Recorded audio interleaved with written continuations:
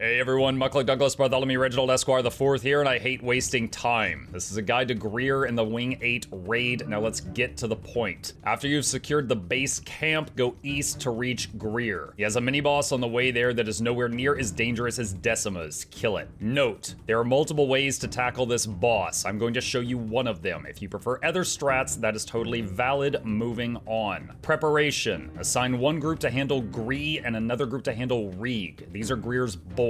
Bring ample amount of CC for this fight. Projectile blocks and reflects are very useful here, as is boon removal for the bosses. Periodically, there will be green circles. Do not stack the greens on top of each other in this fight. Put at least 2 people in each of the greens to handle it. The boss will occasionally fire large yellow balls at players that will track them. These big balls fire tiny balls in all directions. If the big ball hits you, it will corrupt boons and then become stationary balls that fire more balls out. Greer and Reeg will have various slam attacks. Red areas are bad, get out of them. When fighting the boys, try to have your projectile blocks between them and Greer to block the buff bullets from reaching him. When both of the boys are around 75%, they hide and you can hit Greer. Greer periodically does shockwaves, dodge these, or jump over them. Red arrows are bad, red circles are bad, red cones are bad, red areas are all bad, purple clouds are bad. At 80%, CC the boss to stop his AoE and break his invulnerability. Greer will spawn some weaker adds that begin casting buff bullets on the boss. Take them down fast. Projectile blocks and reflects can help destroy the buff bullets. Purple bushes are bad.